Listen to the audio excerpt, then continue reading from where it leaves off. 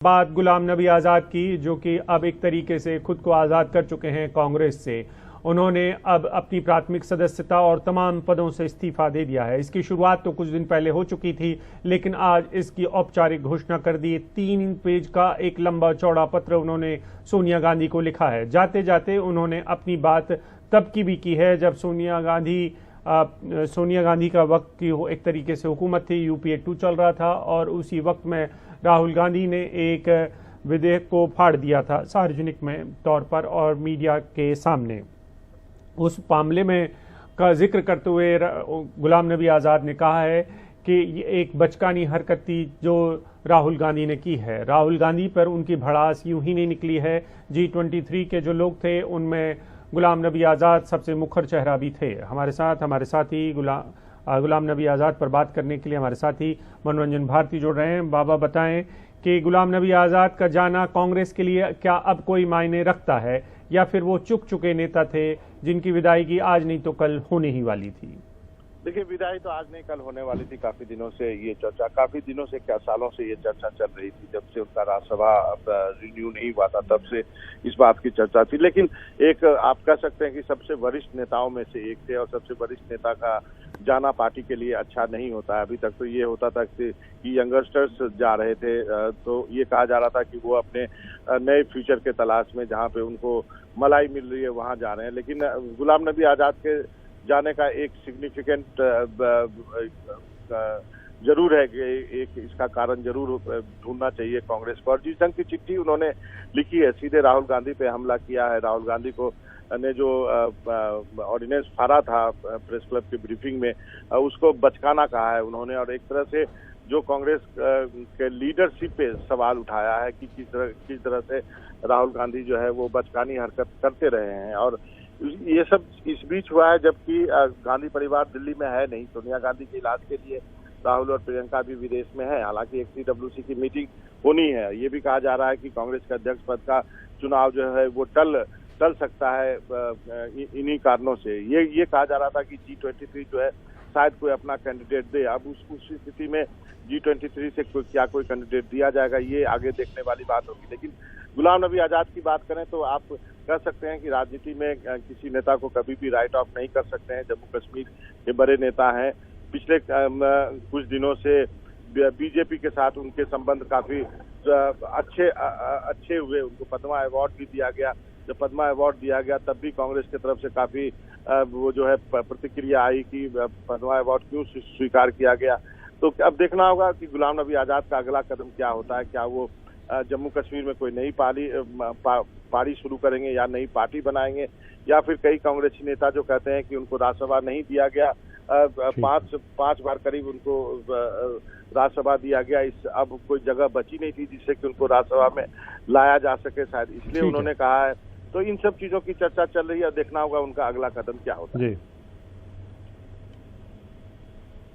ठीक है। हमारे साथ उमा शंकर सिंह भी हैं। उमा, ये बताएं कि कई बार तो नेता इस वजह से उपयोगी होते हैं कि वो किसी पार्टी को कुछ दे सकते हैं, लेकिन कई बार नेता इसलिए भी उपयोगी होते हैं कि वो किसी का कुछ खराब भी कर सकते हैं। जैसे कि गुलाम नबी आज़ाद लिखते लिखते चाइल्डिश या एक बचकाना नेता के तौर पर दोबारा प्रोजेक्ट करके चले गए राहुल गांधी को। तो इस लिहाज से गुलाम नबी आज़ाद की उपयोगिता बीजेपी के लिए या बाकी के लोगों के लिए क्या होगी, या उनकी खुद की उपयोगिता क्या है वयोवृद्ध नेता के अलावा? जी देखिए, जहां तक किसी दूसरी पार्टी के लिए गुलाम नबी आज़ाद की उपयोगिता की बात है तो ये उस पार्टी को तय करना है कि आखिरकार उनको चाहिए कि। अगर बीजेपी की बात करें, जो आप सवाल पूछ रहे हैं, तो जम्मू और कश्मीर में जिस तरीके से बीजेपी लगातार कोशिश करती रही है कि उसकी सरकार हो, परिसीमन भी जो है वो वहाँ उसका काम जो है वो चल रहा है।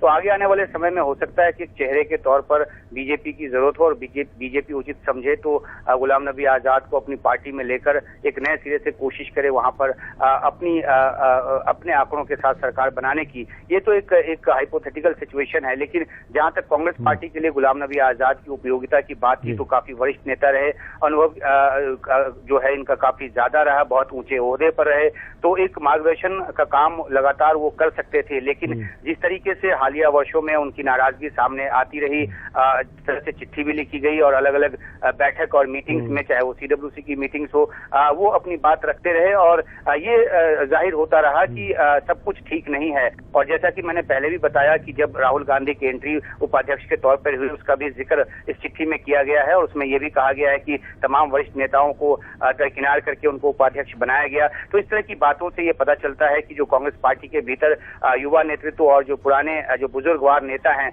उनके बीच की जो खींचतान है वो काफी पुरानी थी। हालांकि कांग्रेस पार्टी बार बार इसको नकारती रही, लेकिन इस चिट्ठी से, जो कि जाते जाते एक अंतिम बड़ा जो सबसे बड़ा प्रहार जो कर सकते थे गुलाम नबी आजाद राहुल गांधी पर, उन्होंने वो किया है। और वो भी तब जबकि अभी जो कांग्रेस पार्टी में अगले अध्यक्ष का चुनाव होना है, 28 तारीख को CWC की बैठक होनी है जो कि वर्चुअली होगी।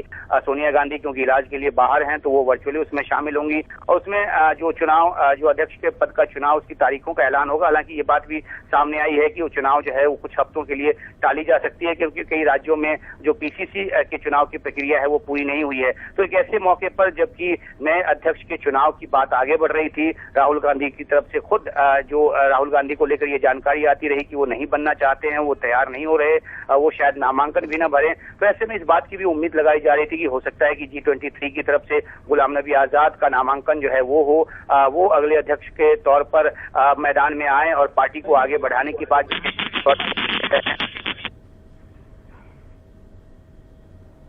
जी, बहुत बहुत शुक्रिया आपका इस पूरी जानकारी के लिए। और इस समय given his blood and sweat to the party. It's speaking about it becoming a club of PAs and security guards shows that leaders across age groups are disappointed, frustrated by this entire coterie culture which is thriving in the Indian National Congress. Mr. Ghulam Nabi Azad's letter is the correct diagnosis of how Indian National Congress has transformed from a formidable political party into a cozy club of PAs, security guards and darbaris who are nothing but mere cheerleaders who only work for themselves, neither for the party and neither for the people of India. It is tragic that on one hand, in front of the nation, a PR exercise in the name of Bharat Jodo is being launched, but in reality, this cabal is working within the Congress party on Congress Todo Abhiyan, pushing out, elbowing out all the well-meaning leaders who have nothing but goodwill for the Indian National Congress. I think this letter speaks loudly the sentiments of many thousands and lakhs of well-meaning Congress workers, well-meaning Congress leaders who are troubled by this Darwari culture. But sir, how do you see what should be the role of the Congress leadership now? Because you are saying the youngsters like you and even the stalwarts like Ghulam Nabi Azad are now leaving the party. What should be the reaction and what should be the action from the Congress top leadership? Because earlier when these people raised the voice, they were called the G23 group and they were called the traitors also.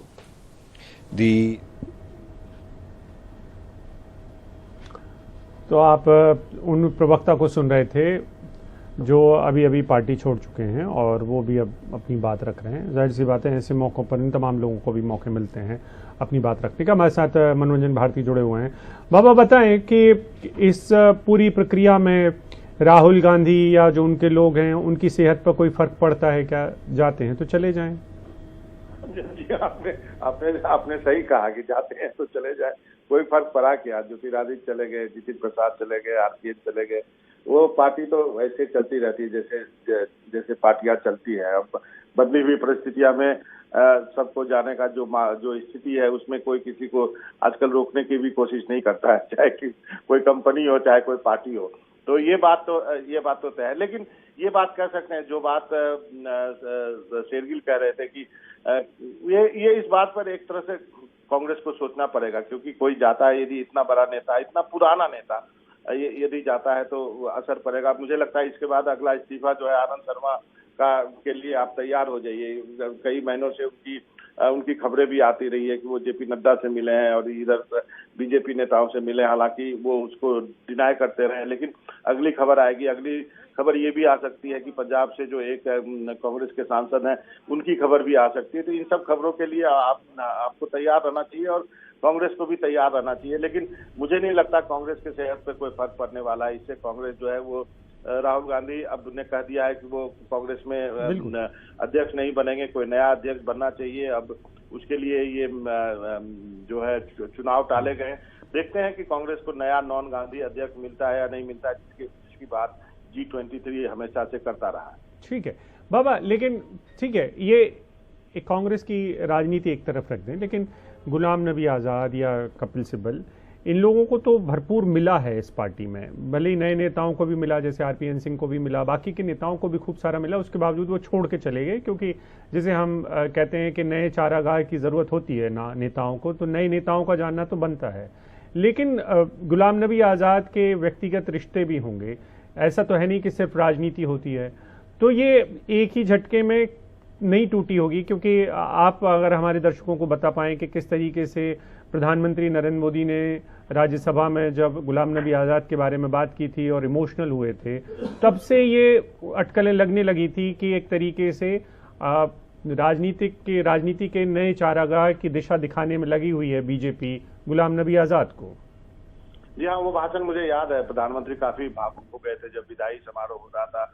एक लंबा career रहा, leader of the opposition रहे लंबे समय तक, और जब राज्यसभा में रहे तो लीडर रहे जब सत्ता में थी कांग्रेस। ये बात भी सही है कि जब कांग्रेस के पास सत्ता थी तो कांग्रेस ने सब कुछ दिया, चाहे छोटे नेता, यंग नेता हो, चाहे जितिन प्रसाद हो, ज्योतिरादित्य हो, सबको दिया, सबको कम उम्र में मिनिस्टर बनाया। गुलाम नबी भी हमेशा कैबिनेट में रहे, लंबे समय तक रहे।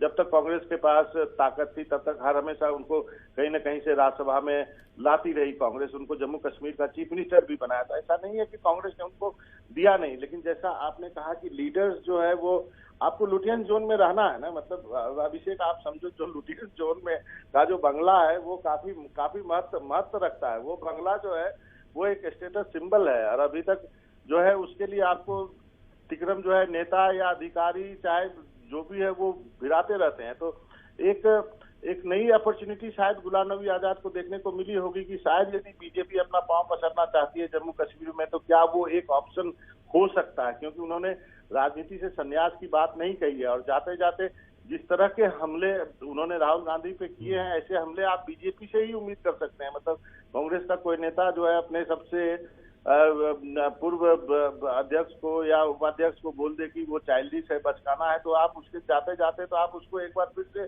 साबित कर गए कि यहाँ पे अब कुछ है नहीं, ये पार्टी ऐसे ही चलेगी। लेकिन ये बात भी है, कांग्रेस इतनी पुरानी पार्टी है और वो पार्टी ऐसे ही चलती रहेगी। अब देखना ये है कि कांग्रेस का ऑफिशियल रिस्पांस क्या आता है इस पर।